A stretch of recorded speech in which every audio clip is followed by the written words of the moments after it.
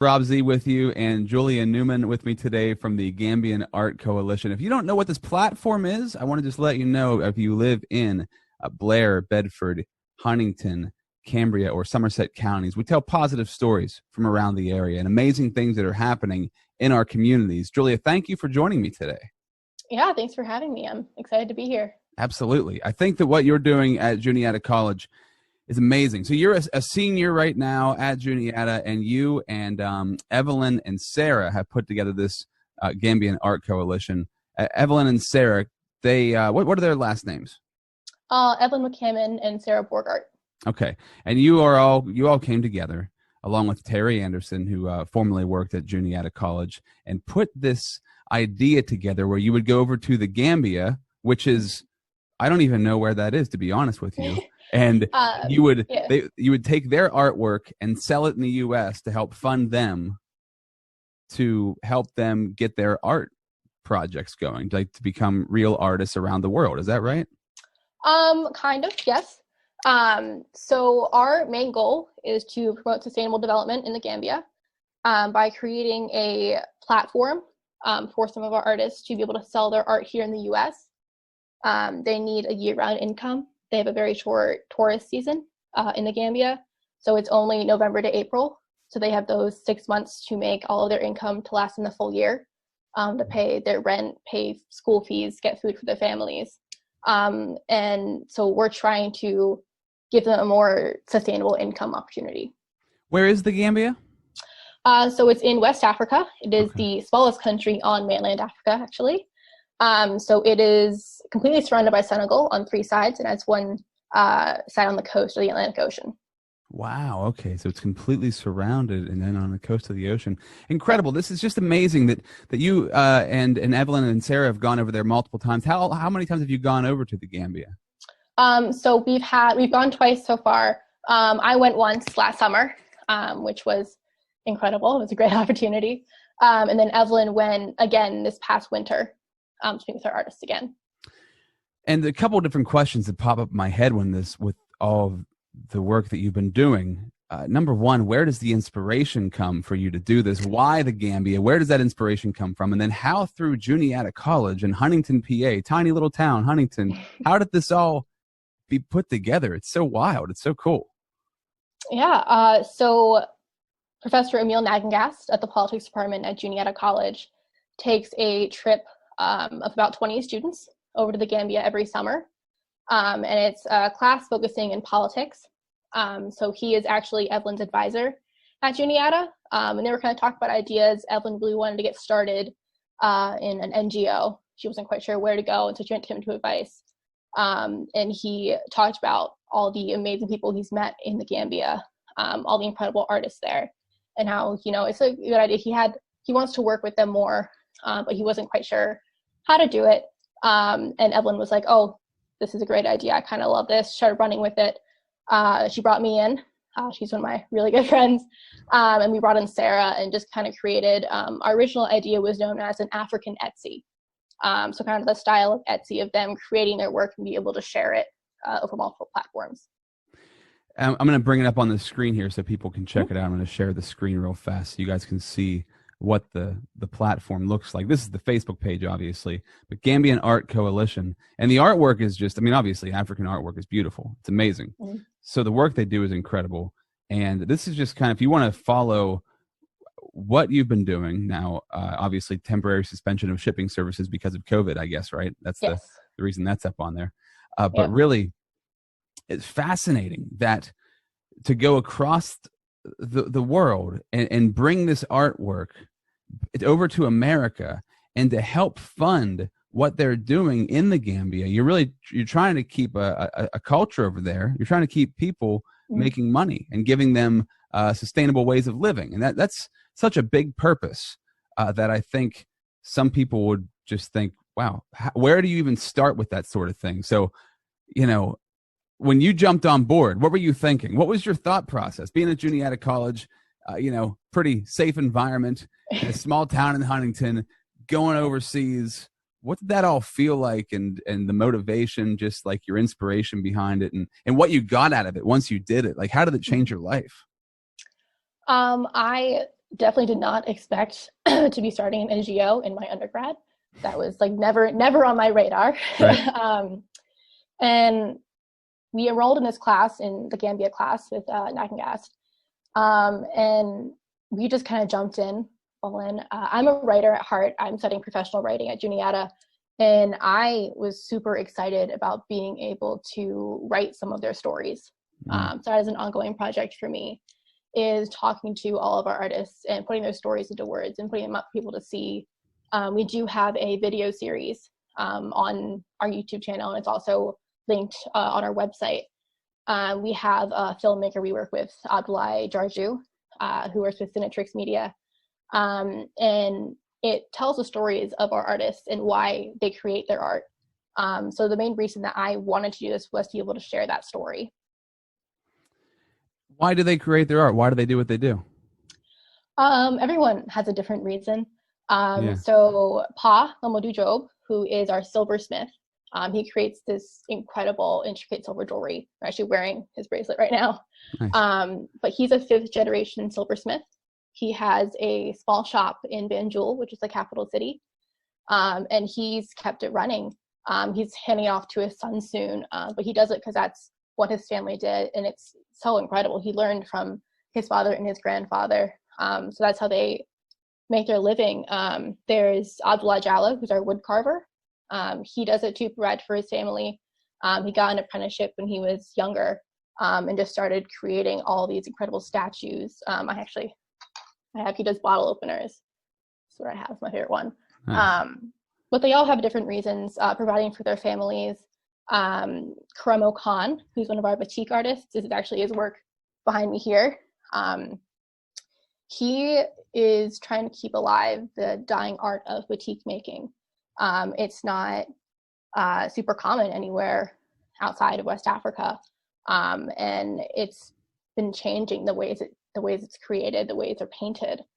So he really wants to keep alive the original way of creating batiks with the painting and the wax dipping and everything. There's a video on that on our website as well if you want more details. But they all have their own reason. It's all focused on their communities, their families, and it was incredible to hear about it. So fascinating. It's so amazing that the fact that you decided to go over and like get involved in their lives and to bring their art back over here. Well, how did it change you? Like, what has it done for you as far as being able to travel? Because, I think a lot of people have aspirations of doing something like this, of like just helping people in their town, but then traveling to West Africa and helping people over there that you've never met before in a land that you've never been in before. That's got to be a life-changing experience. What did that mean to you? What did it do to you? It was definitely life-changing. I've never been a big traveler. I've been to Mexico to visit family a couple times, and then I went to the Bahamas in like freshman year of high school. And I never really wanted to travel. And then this opportunity presented itself, and just hearing their stories from Nagangast and all the incredible things that they do in the Gambia, all their history. We learned everything we could about them before we went over about the country. And being able to, I was there for 5 weeks, 3 weeks with the class. And then we stayed 2 additional weeks, just Evelyn, Sarah, and I, to do groundwork for the organization. And being able to meet all the people, everyone there is so friendly, and meeting all these incredible artists has created so many connections for me. I've made so many friends there, and it really expanded my horizons. I am excited to travel now. I've been recently in New Zealand for my study abroad, which I never thought I would do. But working with this organization has opened so many doors for me that I never thought I'd have. So getting out of your comfort zone, going and traveling to Africa, and just kind of throwing yourself into this, which is that happens in any sort of situation. You got to throw yourself into it, and then you start to just figure out it's not as crazy as it seems, it's not as strange as it seems, and that everybody's the same. And I think that's a great message we could take from this, because I imagine that's what you experience. It seems like everybody's trying to help their family, trying to support their community, trying to just make it by doing something they're passionate about. And so with Juniata College, being in school there, what did you say your major was? Professional writing. Professional writing. So you're a writer at heart.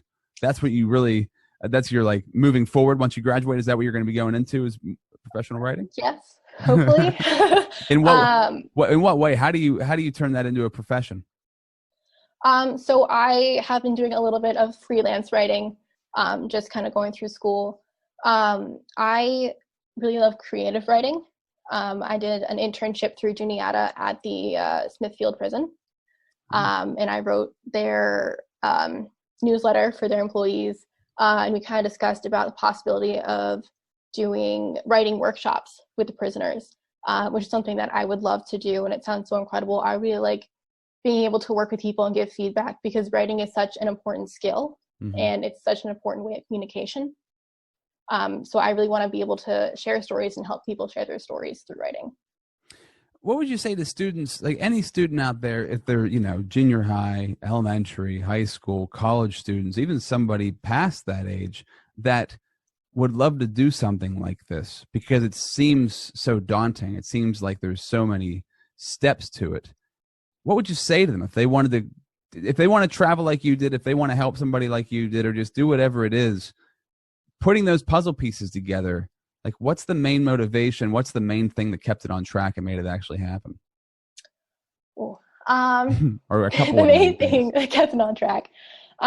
So the big part for me was being able to have that opportunity, which was a big thing for Juniata College. They opened so many doors for me. I originally came to Juniata as an environmental studies POE or major, and they said, yeah, you can study that, but you can also study all these other things. You can kind of expand that. When I was in high school, I had a plan.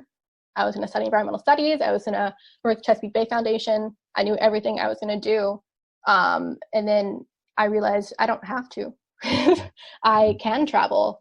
I can do kind of whatever I want. I can start this organization. I can, meet all these people, and not being afraid to ask people, how do I do this? Can you help me do this? The Juniata Center for Entrepreneurial Leadership, JCEL, where Terry Anderson was, they really helped us get on track. We said, this is our idea. This is what we want to do. We want to be able to travel. We want to be able to open doors for all these artists. And they really helped us figure out, how are we going to set this up? What's our plan? What's our travel plan? And everything like that. So honestly, don't hold yourself back. You can have a plan. You don't need to have a plan, and be open to asking people for help to help get your dreams. That's excellent advice. I agree 100%. It seems like college gets a bad rap sometimes, right? Because I don't know if people go into college not taking it as seriously as they should, or they're just in a major that doesn't interest them, or they don't know why they're even there in the first place. And I think that when I hear your story, and I've talked to Joey DeGangi, who's also from Juniata College, and I've had him on, it seems like it's all what you make of it, right? I mean, you could have gone to college and just floated through and not done anything and barely paid attention, which was kind of what I did, but you can also use all of the advantages and all of the resources and opportunities that are there while you're in college. And it seems like a college like Juniata is a little bit different, like where they're really, not saying that other colleges aren't, because I've never been to Juniata to go to school there, but the encouragement and the resources to help you get to where you're going and to do what you actually want to do, that's huge. Because if you don't get that in college, are you going to get that when you get out of school, whenever you have to go get a job? Life starts to snowball after you get out of school, and I guess can kind of like get away from you. And it seems like with your story and what you and Sarah and Evelyn have done, you took that opportunity and turned it into something amazing. And now you've got this incredible life experience, and now you're helping people across the world. And it's like, boy, if everybody could do what you did, they would have a different perspective before they became, a quote unquote adult. Like once you're graduated from high school and you're out in the workforce trying to figure out what it is you're going to do. Did it shape you in that way? Do you feel like that? If you would not have done this, if you wouldn't have had these experiences, would your life be going in a different direction? I definitely think it would be going in a completely different direction. Juniata focuses on, they say they want to create a well-rounded global citizen, which is what I feel like I am now. I hope I am that person now. Much more well-rounded than most people who come out of a college, right? I mean, yeah, that experience, that cultured experience is invaluable. Like, you can't get that sitting in a classroom. That's so true. Juniata has so many opportunities to be that well-rounded person, and I think that if I went to any other school and studied environmental science, I would have stuck on environmental science, and I probably would have been in a job in my future that I didn't really want to be in. I got the opportunity to realize science isn't quite for me, and I want to be a writer. So having the ability to make that decision and to have the support to do that as well, kind of really created who I am today. Mm-hmm. I had the opportunity to do so many internships. So when I did one at the prison, I worked in the marketing office to kind of figure out, what am I interested in? What do I want to do kind of with my life?